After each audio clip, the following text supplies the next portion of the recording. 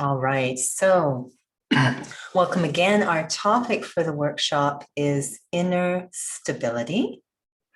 So starting with a reflection, seated comfortably. And we do feel more comfortable when it feels that the body physically is stable in the chair in which it sits.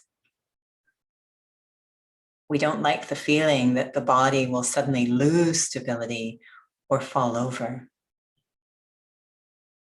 And reflecting on what creates that physical stability of the body. What enables the body to remain stable as it's seated.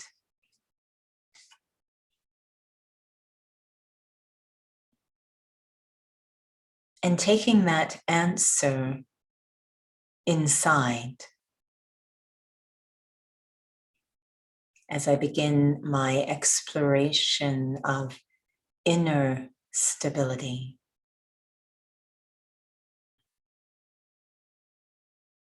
The signs of inner stability. What that might look like. Physical stability, the body remains upright, stable. Inner stability. What does that look or feel like? Why might someone have an interest in inner stability?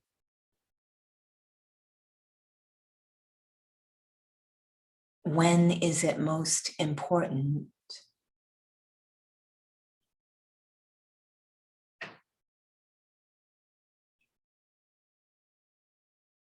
These are the questions we explore as we dive into the topic of inner stability. And one form that's very important is being able to stabilize my attention. There's a topic I want to explore. Am I able to remain focused on that topic? Do other thoughts come to pull me away?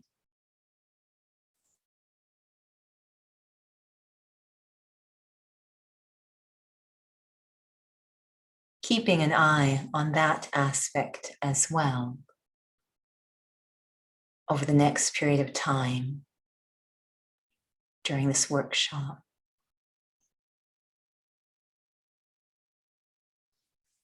Om Shanti.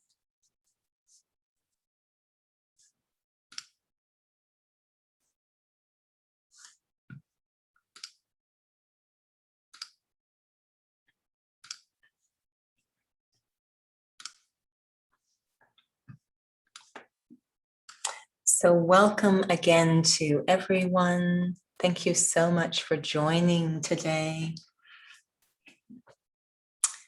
And this topic of inner stability, some questions were put forward in the reflection. So what is keeping the body stable in its seat, in its chair? What's keeping the body stable? Why doesn't it just kind of fall over? How does it stay like this? Despite gravity constantly trying to pull on it, how does the body stay upright? Strength and support. So these might be aspects connected to inner stability, strength and support. What kind of strength? Is it like my bicep is keeping me? I just squeeze my arms. Is it any particular kind of strength that's keeping me upright? Strong core. Yeah. So big in all of this is core strength. There's the spine. It has a certain alignment. It is the centerpiece of the body. Yes, you all win the prize, core. And the body kind of is built around it and maintaining that strength. We say that core needs to be on whenever that spine goes vertical. So whether I'm seated, standing, walking around, that core needs to fire to keep things stable. So taking that kind of idea, holding on to it as we begin to explore inner stability, I guess the most interesting question is obviously the relevance of inner stability. Why would someone want to have inner stability? And I think that's, of course, an interesting question to explore at this time as we have the ever-changing landscape of our global situation. What would be the benefit of inner stability? What's that about? When is it really necessary or relevant?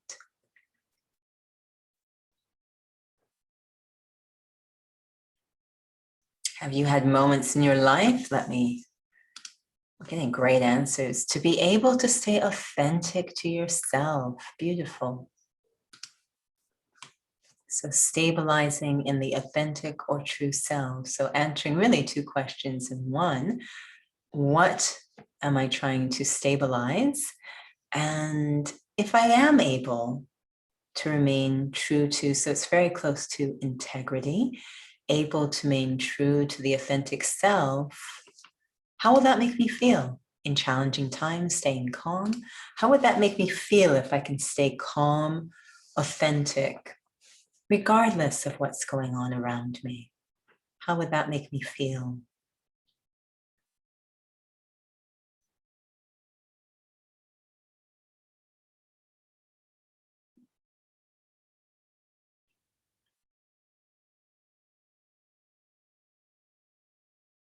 I'd feel stable. Around and around we go. Yes. And it seems that it actually makes us feel kind of good about ourselves. Almost, if we say, it kind of keeps that happiness and that sense of comfort and harmony is a beautiful word as well. So when it comes to any of the workshops, programs, anything offered by the Brahma Kumaris, the commodity, if you will, that the study we offer, Raj Yoga, is the commodity of happiness, that everything is geared towards securing peace and happiness for the self, for our world. So that's kind of always the end destination, is wanting to stay in that peaceful, happy state. I love the word authentic. When we are loyal to our authentic self, it turns out we are at peace with ourselves. We are happy. And so that's kind of the why. And we always need to be pretty clear about the attainment because there might be some resistance, challenges, obstacles in reaching that destination. And I have to be pretty strongly motivated. This isn't, the feeling this is important to be able to stick to the program despite little challenges and obstacles along the way. So that inner stability, that integrity, that core, that authentic self, and that leads, of course, to the question of what it feels like to be positioned in the authentic self, to be aligned that way. When we do core stability work for the body, it's really important that souls know what it feels like for their core to be on. So if I said to you right now, I want you to activate those back extensor, multifidus muscles and the TVA, transverse abdominis, and turn on the SI joint, align your body, you're like, what am I supposed to be feeling? These might just be words to really activate that core. So I might need to do some exercises or have some exploration, what it feels like to actually activate the core, that core stability, what it feels like. It turns out we need the same sort of foundation spiritually. If we go up to someone and sort of say, be true to yourself, and it's kind of like, what should I be doing? What should I? So when we say self, what sorts of answers come into our mind or thoughts come into our mind in terms of defining the self? And, that's really where spirituality begins. Because yes, I want to stabilize that sense of self. But what is the self? Just like with the physical body, I have these muscles, but what does it feel like when they're active? Spiritually, I have this thing, this sense of self, but is it activated? What does it feel like? So one of our favorite terms, which many of you have heard many times, I said at the beginning, with the Brahma Kumaris, with the study of Raj Yoga, is this term, Om Shanti. And I like the term Om Shanti. In fact, all the knowledge of Raj Yoga is really compressed into that term. And I like the term because it describes what the self is and what it feels like to be stable in the self. And many of you I know might have taken the course or know what these words mean. And it's really just a case of just practicing, experiencing. But the term Om means I am. And unfortunately, that's a very open-ended statement. We could tack anything on to the end of that. I am an orange. We could tack anything on. So for clarity, I am a soul. I am a spiritual being, this idea of the self. So that's what I am. I am a soul. And it's really almost like discovering I'm a different species. For very long, most of us think we are the body and everything connected to the body, a certain gender, a certain religion, a certain culture, belonging to certain relationships, and then it extends from there, having certain possessions, having certain positions at work, etc., and groups. So it's all happening relative to thinking, I am the body. And it goes quite deep. It's actually almost unconscious for us at this point. We don't have to make effort to think we are the body. It's just sort of a default setting at this point. As you're sitting there right now, the body has certain sensations, you're feeling them, and it feels like, yeah, this is me. So I feel tired, or I feel this, or there's a certain ache or pain, and it's like it's me. It feels like it's me. We really have become very integrated with the body. So Om, it's only 2 letters, but it's pretty powerful shift. Not just to say, I am a soul, but to actually feel it. To feel there's me, the one who is thinking and listening and observing, experiencing, and there is the body. Much like there are clothes on the body, I don't think I'm the clothes. The clothes are covering the body. In a sense, this body is clothing for me, the soul.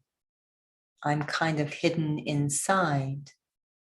To really go into the feeling of being a soul takes a lot of attention, a lot of interest, that I think it's important and beneficial. And to be honest with you, it takes a lot of fearlessness, because it will completely shift how I experience life. So, Om, I am a soul. And if I can get the courage to surrender into that experience of being a soul, what will happen automatically is Shanti, the embodiment of peace. And ironically, this feeling of peace gives us the sense of feeling real, authentic, our true nature. So Om Shanti is, we like to say it a lot. We say it as if it's a greeting, good hello, goodbye, how are you? May I have your attention? But in fact, it is really the foundation of spirituality as understood by Raj Yoga. And that sense of activating the core, a core sense of myself. I am a peaceful soul. Just that experience, so powerful. And then, of course, there's many other qualities that begin to emerge as I stay in that state, that experience of being a soul. So just to get a sense of the authentic self, we're going to just take a moment to kind of dip into that feeling. And I'm going to ask you, in addition to perhaps peace, to see if you experience other qualities emerging, not trying to make them emerge, just going into the experience of being a soul and seeing automatically on their own if other qualities emerge. Just your true nature starting to come out just by going into that very core sense of self, independent of all the temporary features of the body. So let's give it a try. Again, sitting comfortably. And eyes can be open. I don't need to close my eyes to remember I'm the body. So we'd like to start to practice keeping the eyes open as I remember I'm a soul. And I start by being very aware of the body, feelings, the sensations of the body, the weight, the form, the outline, the features, and even the pull of the physical senses, the eyes, the ears. It's easy for me to be aware of the body. It's visible.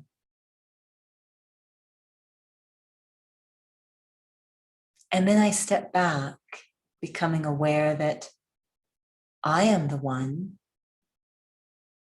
observing the body.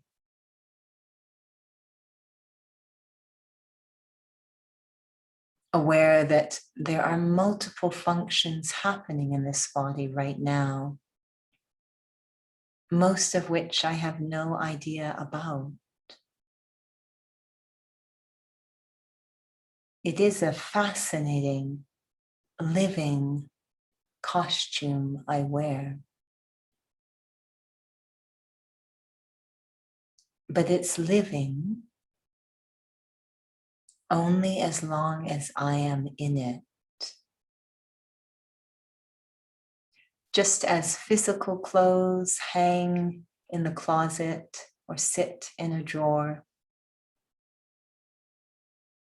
until they're put on this physical body which is moving, this body itself moves because I am in it as life. I, the thinker, the observer. I am the life force in this body, separate, but perhaps the deepest relationship I can have is with this body. It's for a limited time, it's temporary. This body is perishable, but it's so valuable as the vehicle through which I express and experience. It is separate, and it's okay. I still exist. I do not disappear by saying I am separate from the body. I actually appear. I truly become aware of myself.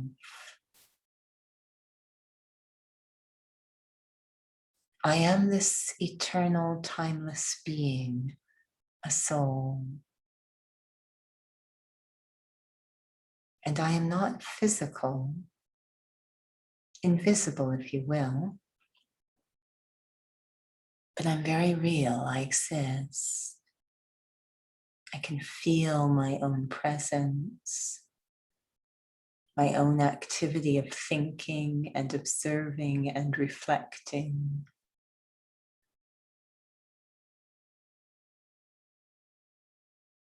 By thinking I am the body, my sense of self began to be shaped by the body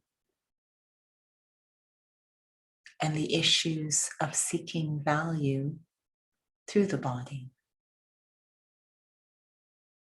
Image, attachment, insecurity, judgment.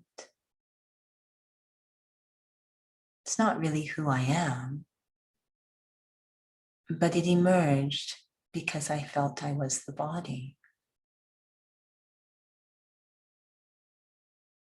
When I remember I am a soul,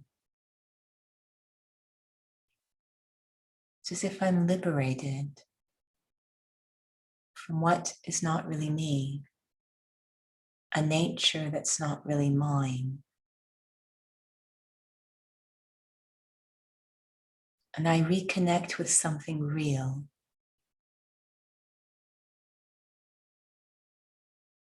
My true nature.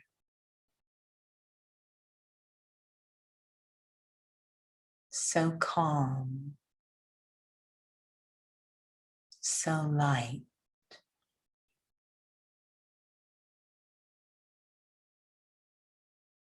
So kind, so patient, so easy.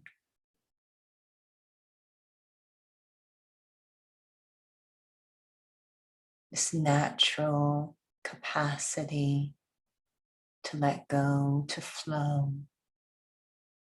It comes back.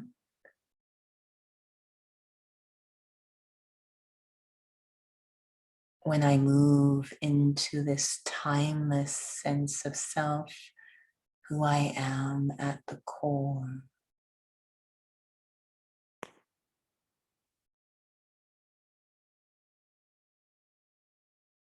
A peaceful soul.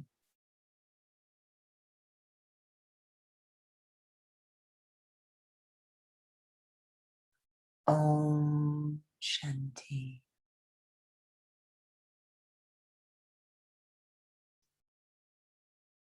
In addition to peace,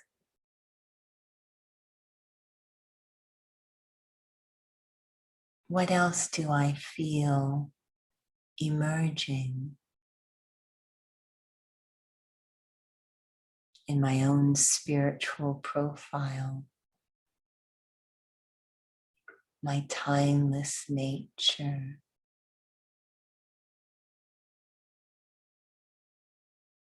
What are some other qualities that indicate I am stable in that core sense of myself.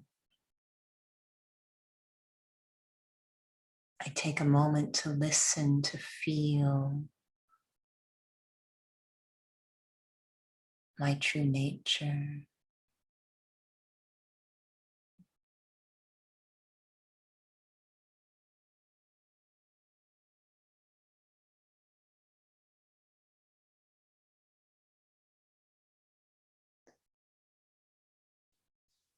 Om Shanti. Thank you so much, Sandy. I saw your stability there, and it's true. We sometimes almost call it this power, light and free. Thank you.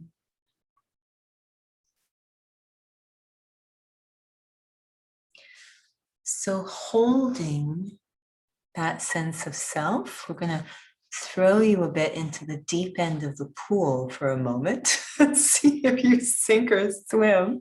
I'm sure you'll swim.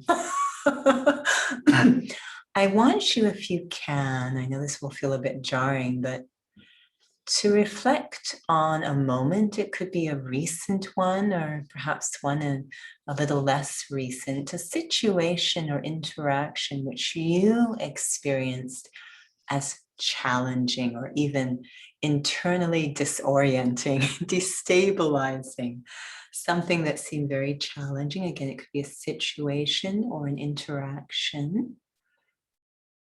And imagine, first off, maybe just go into that memory and what you were feeling at that time. Obviously unstable, affected, but what sorts of feelings did you have as you were in that very challenging situation?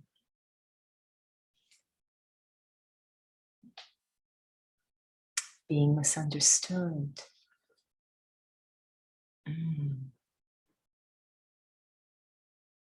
Chaos. Yeah. Definitely. Fear. Yeah.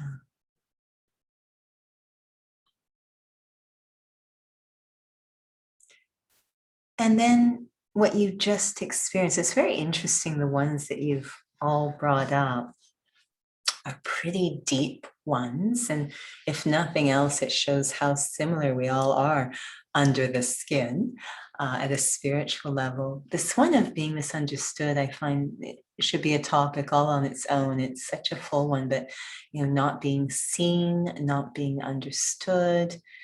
It really, that we so much want this, and the beauty from the outside, from someone else, and the beauty of spirituality is, at least let me start to begin the journey of seeing myself clearly.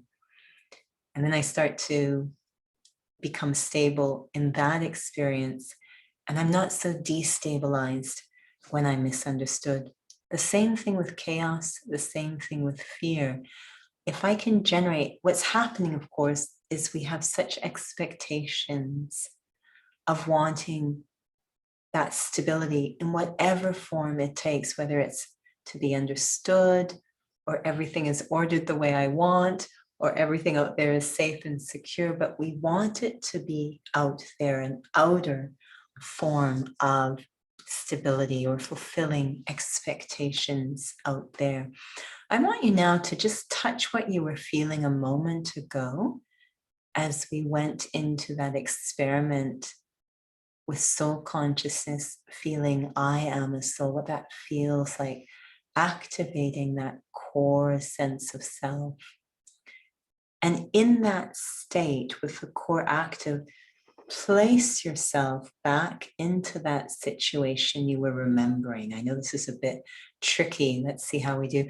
Place yourself back into that situation, keeping that sense of self. This is a safe way to do it because you're not really in the situation, but placing yourself in that situation and seeing if it creates a different experience.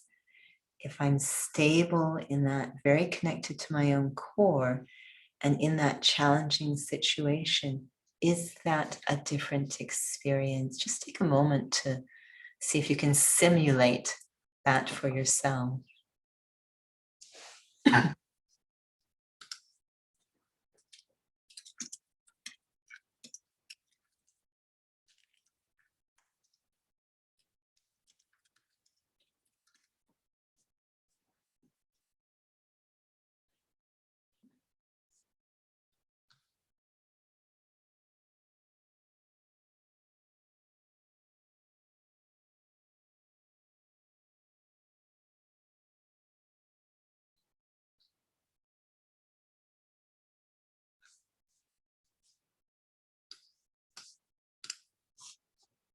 How's that feeling? Is there a difference?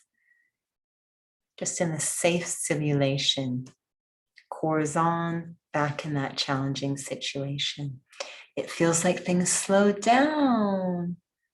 Love trumps the oh, you're so amazing. Yes, it's so much more peaceful. Love trumps the misunderstanding. Beautiful.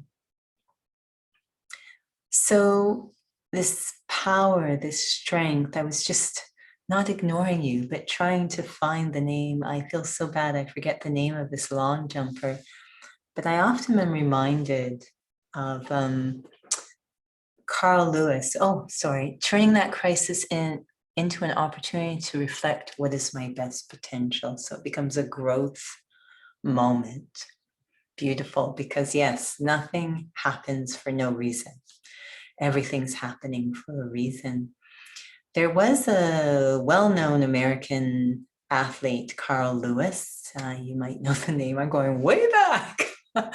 And I was desperately trying to find one of his main opponents, who also, I believe, was on the American team, long jump. So one of the sports that Carl Lewis did was long jump.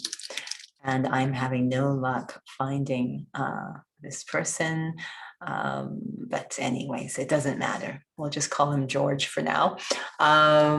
So this particular long jumper was actually, it was clear he was actually better at long jump than Carl Lewis. That was fairly clear from his performance, whether training, whenever he was training on his own, he would jump further. His personal best was further, or in other competitions where he was not against Carl Lewis. And the weirdest thing would happen. Every time he had to compete against Carl Lewis, he would lose. And it was so strange because everyone, I mean, the commentators knew, everyone knew that he actually, this was his, Carl Lewis did many athletic sports, but this one soul who was competing against Carl Lewis, this was his specialty. But every time he went against Carl Lewis, he could not fulfill his personal best. He would always lose. And his coach was like, what is going on? And how can we address it? Now, this was at the very beginning of when sports psychology was just starting to sort of be explored and maybe thought a little bit goofy or whatever the case. But his coach was like, look, we can't train you physically anymore. We're doing everything we can. We've maxed out your physical training. So they started to do some sports psychology. And again, it was frontier, a new frontier. And what they did, what they were exploring is exactly the simulation you just explored. To stabilize in a spiritual sense of self, my true, authentic sense of self, is really to touch my highest potential, my personal best. We are in our most beautiful state, most beautiful experience of ourself when we are soul conscious, aware of ourselves. I am a soul. It's really our highest potential. We are stable in our highest potential. And how to sustain that, retain that, have integrity of that as I move into these different situations, just walking and moving around. Forget about challenging, just to stay stable in that, walking and moving around. So the one we're calling George, I know that's not his name, but we'll call him George. What his coach decided to do was simulations, asking him to really, in his mind, imagine They started with something non-threatening, like you're about to long jump into a 30-kilometer-per-hour wind coming at you. so, this was a very safe challenge. So these crazy simulations they'd ask him to do in his mind. Imagine that he's long jumping into the wind, or he's long jumping and he misses the board. And then, of course, the big one, imagine that you are competing against Carl Lewis. And they focused on him keeping his vision not on Carl Lewis, but on his personal best. There was something destabilizing that was this little thing that was happening in his mind that had huge, it's like they say an ant can bring down an elephant if it gets into the ear. Some little attitude, thought was coming in that was completely undermining his highest potential. And so they started to really strengthen, if you will, his core, his sense of self. It's a very limited example because this is just as a long jumper. We're trying to strengthen our sense of self. I am a soul. And they started to notice a change in the competition. It wasn't about physical training. It was about that deep inner stability, that sense of self. He started to win the competitions. It was quite fascinating to watch. And so, what is this thing we call meditation? I am seated just as you were, and that while seated, I go into this incredible, deep experience of my own inner beauty. It's wonderful, but it won't really be a power until I can retain it while I walk and move around, and even more so in the face of what I perceive as a challenging situation. That's when it becomes a power. And recently, this is the month of June. Excuse me. And in this month of June, within the Brahma Kumaris organization, we're remembering one particular student. And there was the first student, Brahma Baba, which of course his name is borrowed for the name of the organization. But the second student was Mama, who's actually on the wall here behind me. This is Mama in the center. Of course, that was not her name. She was given that name because of her maturity at a very young age. She assumed a very maternal role in the organization. Mama. She came when she was about late teens, 17, 18. And again, very quickly progressed in the spiritual study and took on more and more responsibility. Her grasp of spiritual knowledge was remarkable. And when I say grasp, it's not about being intellectual or clever, but to use it. She would immediately incorporate it into her life such that it became a power. And there were countless examples of her demonstration of inner stability in the face of external chaos, as it was described, this fearlessness in the face of quite threatening situations, because the beginning of this organization was anytime something new is introduced in a community, it can be seen as a threat if it's different from the status quo. So there was a lot of opposition, and Mama was so often put in front to respond to it. And she just remained so stable. It was remarkable.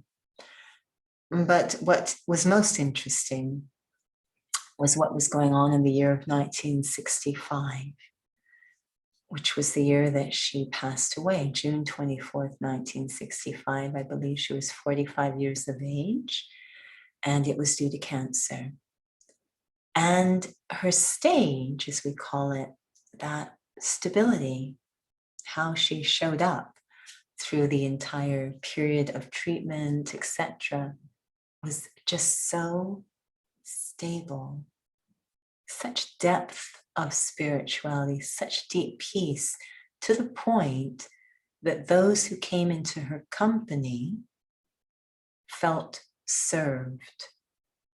felt supported, even though she's, was intense what was going on with the body, but her connection to who she actually is.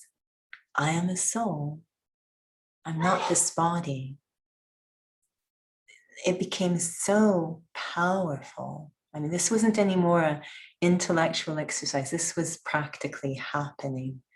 That she really had to be stable in that sense of being soul. And the level of peace and maturity and tolerance and love that had been shown all through her spiritual life, it continued through those days of quite extreme cancer as it progressed.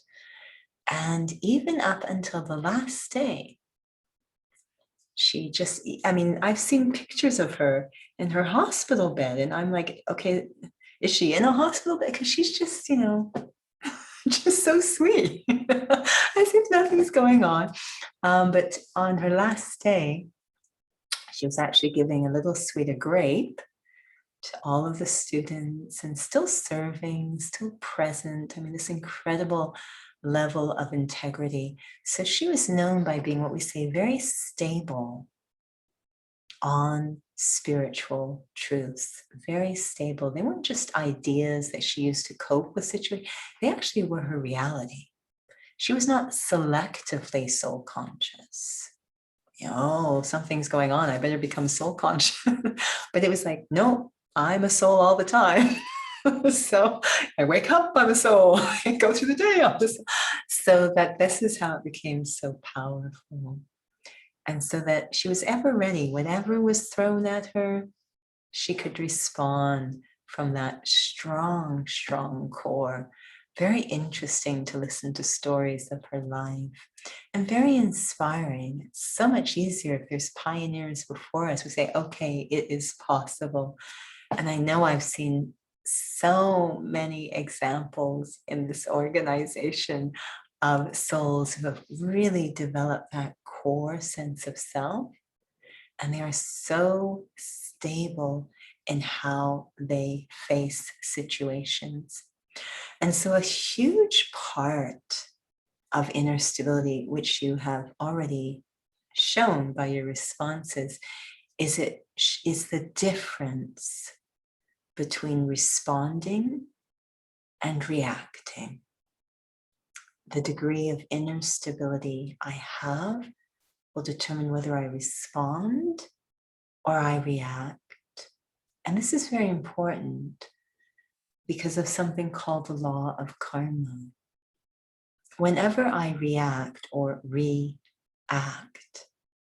perform the same action in the face of the same stimuli, I kind of keep things the way they are.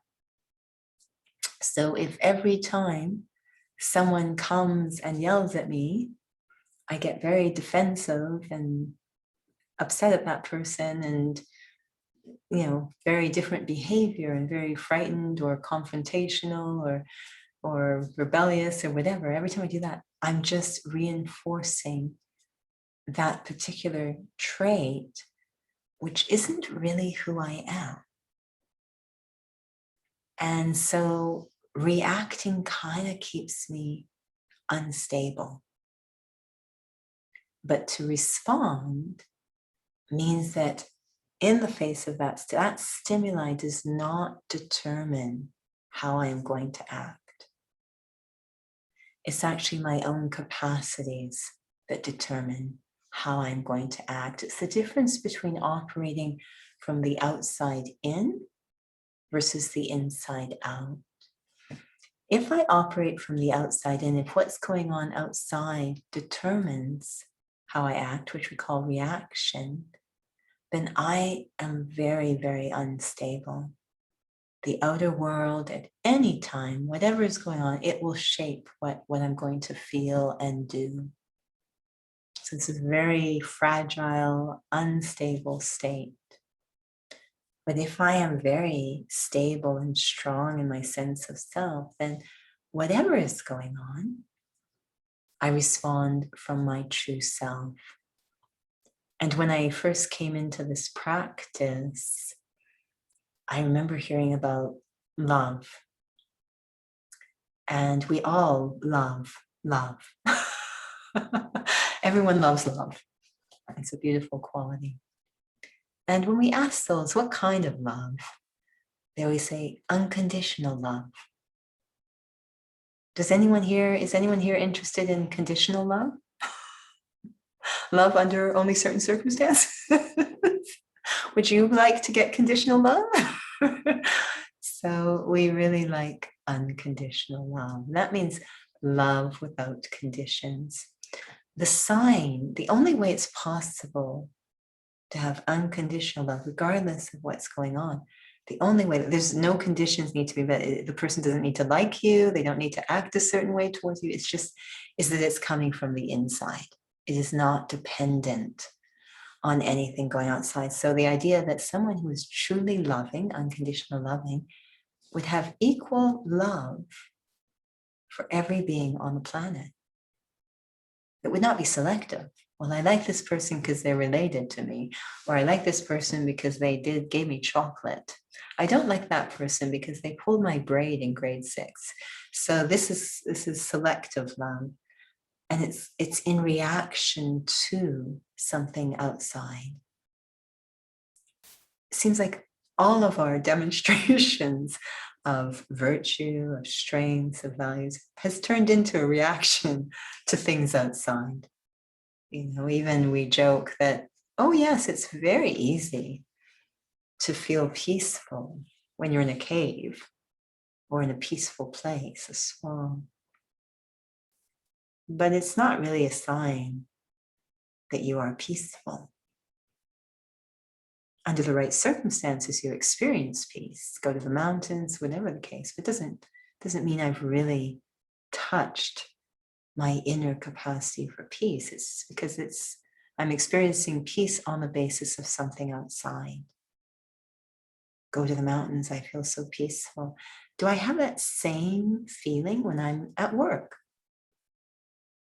If I do, if it's unconditional, it means it's coming from the inside. That I'm very connected to that core sense of self, and I'm operating from that place. Equanimity, unconditional, stable. And so to respond, it's a bit like emergency response teams, that this idea that when they arrive at a crisis,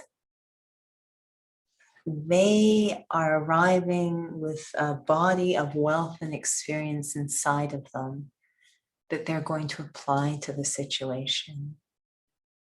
They can't, if it's like someone's arm has fallen off, they're like, oh, I'm out of here, this is freaking me out. It's like, actually, that's what they're designed to do. They're not called emergency reaction, but emergency response. That they come to those scenarios with this body of experience of knowledge and a certain stage. And I always find it really fascinating whenever I do my first aid training every few years. I really enjoy it because it always reminds me of this topic of remaining stable in a variety of different scenarios. If anyone has had to do first aid training and they have an instructor who just has them do scenarios, I always seem to land up in courses where we just do one scenario after another. And I remember the last one I was in was really very well done. We each were, some sort of trauma, and our partner had to address it. And we had to act it out really, really well. I mean, I was impressed by the acting skills of my fellow students. They really got into the part. And I remember I would arrive, and the first thing that generally happens to souls, even though they go through first aid training or CPR, when they're actually facing the situation, it all goes out of their head. They lose all sense whatsoever. They're so affected by what they're seeing. Some go into shock. So now they will have to be treated as well. So reactive, so affected by what they see. One of my favorite experiences in first aid training was this trainer I knew well. I had they were a colleague, but also I had taken many trainings. They are one of the best I've ever had. And we were doing the section on shock. They were reviewing. This is a huge part of first aid training. It's always part of your assessment. Look for shock.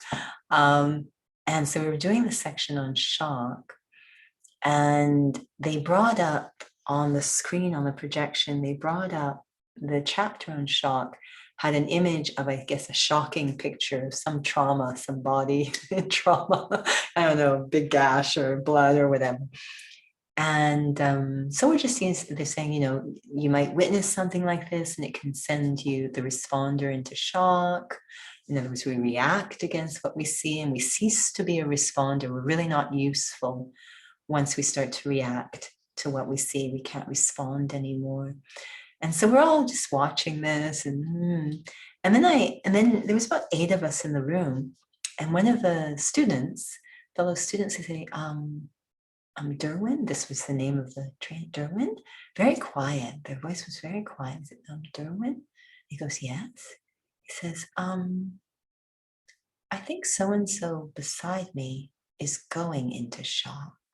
And at first I thought, because sometimes the trainers will do this, they'll make the scenario so realistic, they'll plant someone in the class. At first I thought that was going on, and then I realized it wasn't. The person, on seeing the image on the screen, had started to go into shock. It was very interesting because it was a lifeguard, and lifeguards are always, in any trauma, we go to the lifeguards, they are so stable, they train so much, but it was a lifeguard who was going into shock.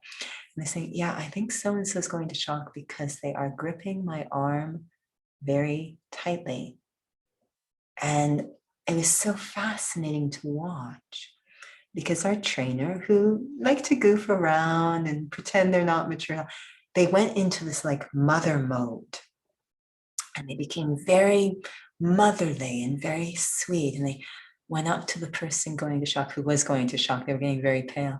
Said, so-and-so, are you okay? Did you have breakfast? It was this incredible sweetness came out, because they have so much practice in responding. It was beautiful to witness exactly what a response looks like.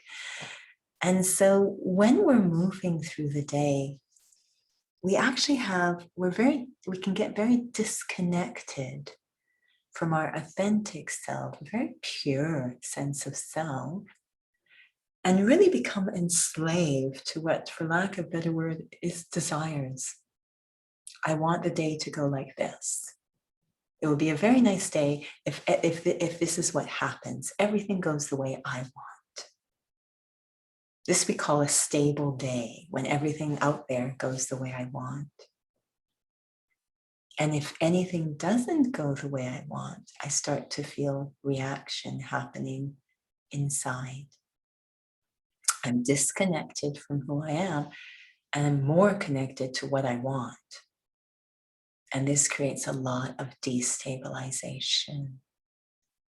So imagine waking up in the morning saying, yes, okay, I've got a plan. We're responsible. We have responsibilities and things, but feeling of, it's a bit of an adventure.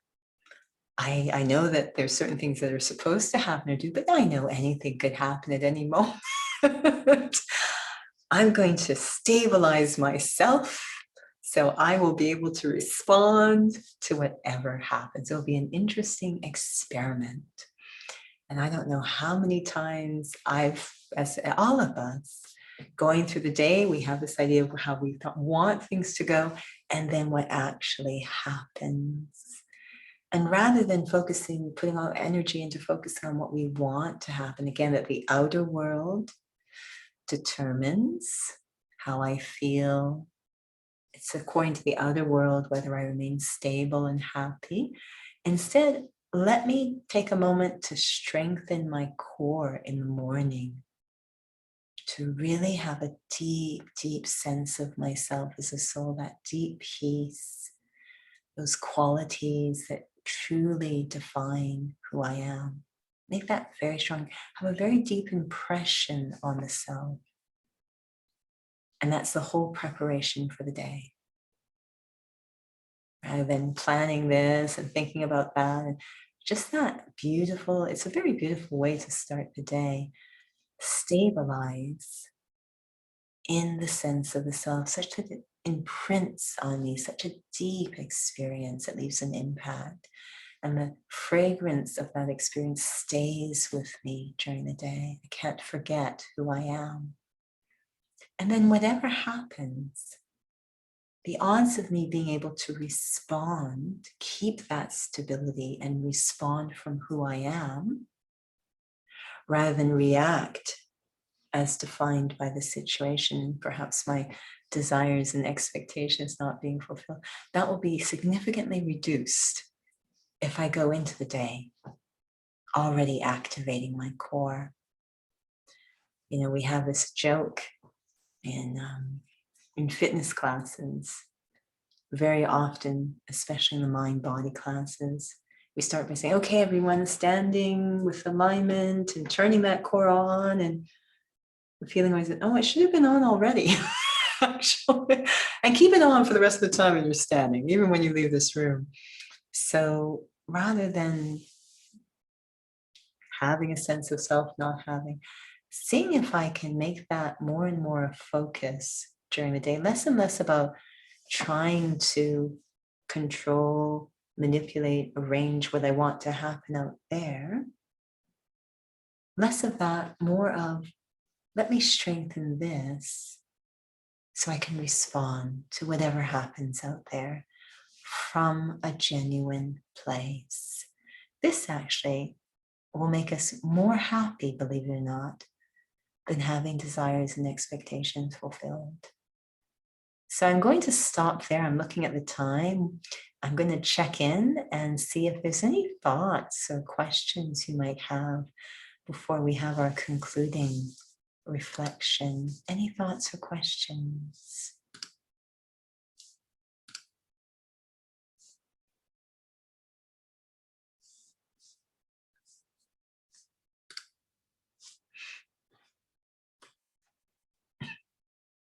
Are we okay? You're very stable. Being stable also means egoless. Yeah, definitely. Thank you, Pauline. A huge part of our reactivity is because of the desires of the image, absolutely, which we also sometimes call ego.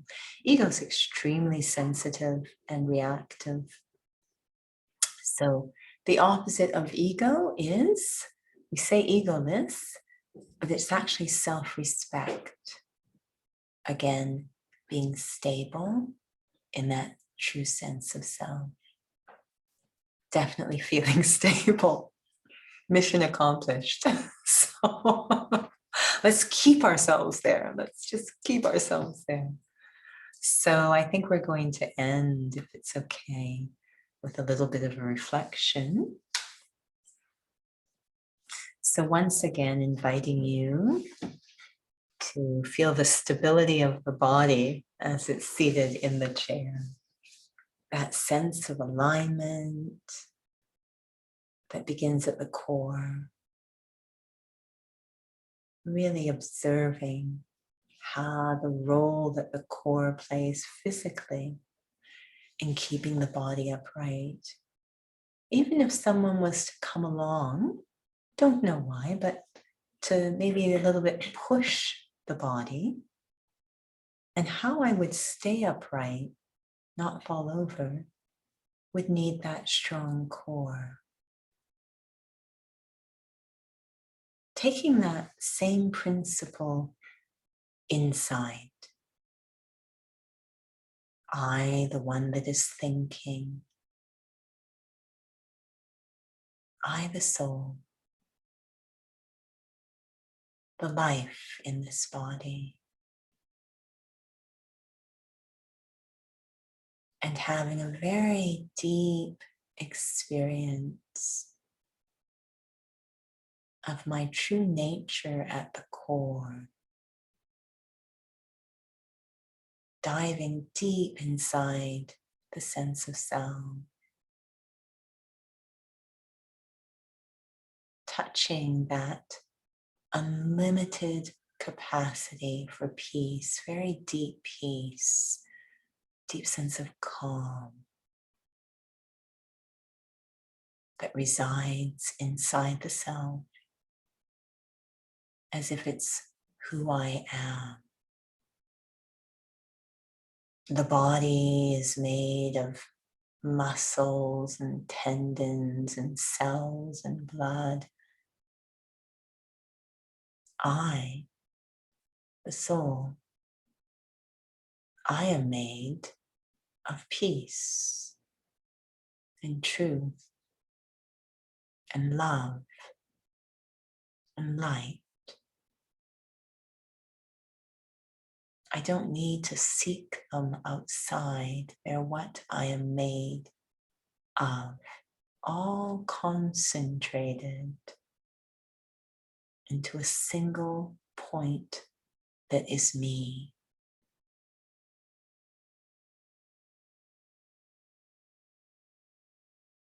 Such a calm sense of self, such a deep sense of well-being, feeling very aligned.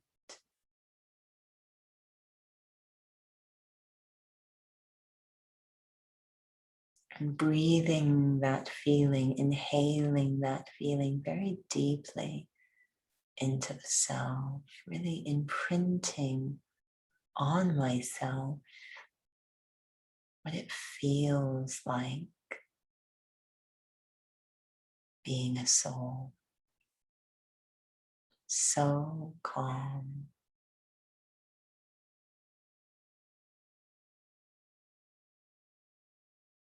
Just as this body will not remain seated forever, I too can't remain in seated reflection forever.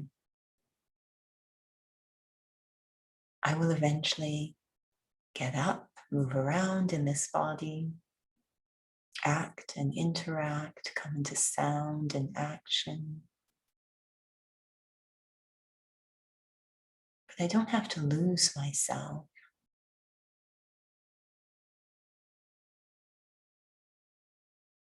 Experimenting with staying stable. This very peaceful experience, very light, as I walk and move around. Starting with simple acts. Ironing the clothes, washing the dishes.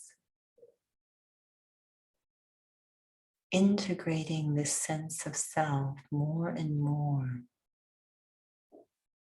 into my activity. This creates integrity, stability.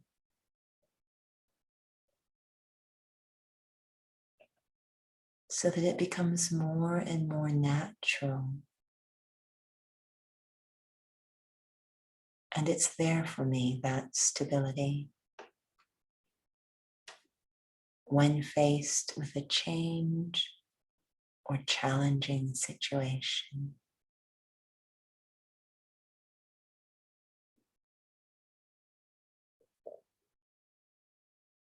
Taking a little time every day to exercise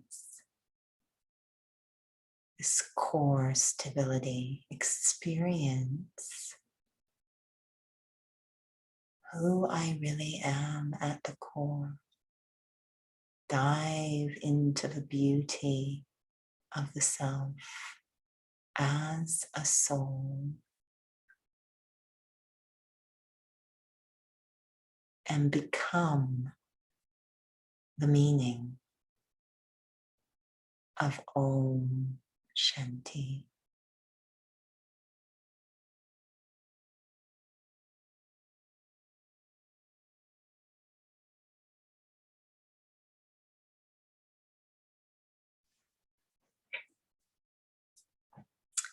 So that has flown by. We have reached the end of our time together. And And I thank you again for joining today. I think there might be something for you. I'm just going to go off video just for 1 minute, but don't go anywhere.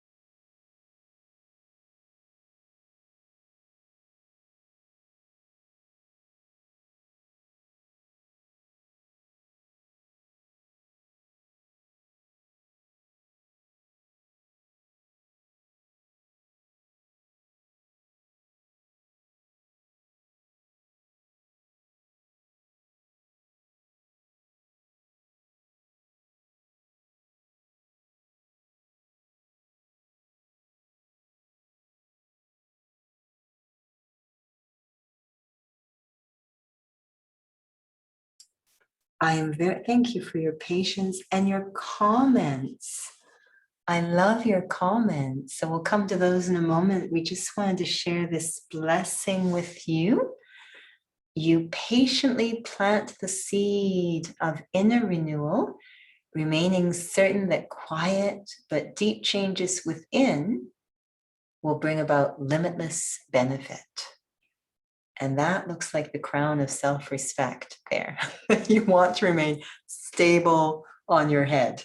So you patiently plant the seed of inner renewal, remaining certain that quiet but deep changes within will bring about limitless benefit. And we'll try to make sure this is emailed to you so that you can look at it again at your own time. But I did see some very beautiful comments. I am so excited for you to practice feeling stable all day, not just tomorrow, but every day that follows. And it was really such a pleasure to be, and I love the blessings that Pauline's given to Sheila. We're rooting for you, Sheila, and we're rooting for Sandy as well. It did fly by. So if anyone has any last comments before we send you off into your stable life.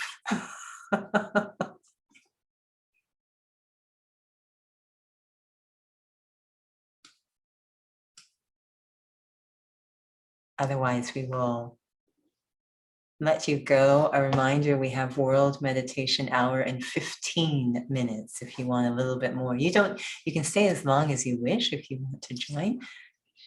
It's not World Meditation Hour. It's Insperience. It always feels like World Meditation Hour, but it's not. But we do have an evening meditation, is what I'll just say, 6:30 to 7:30 on our YouTube channel. So you're more than welcome to join for that if you want. But thank you so much for joining today. Our July schedule will come out really soon, and we'll continue to try to offer 1 or 2 of these workshops in the summer months. Are they useful? Do you like to have them, or is it doing anything for you? That's the question. So let us know. Always feel free to email us with feedback. It's really, really helpful. So I enjoy them, but we want you to enjoy them as well. So thank you so much for coming today, and I look forward to seeing you next time. Om Shanti. Bye-bye.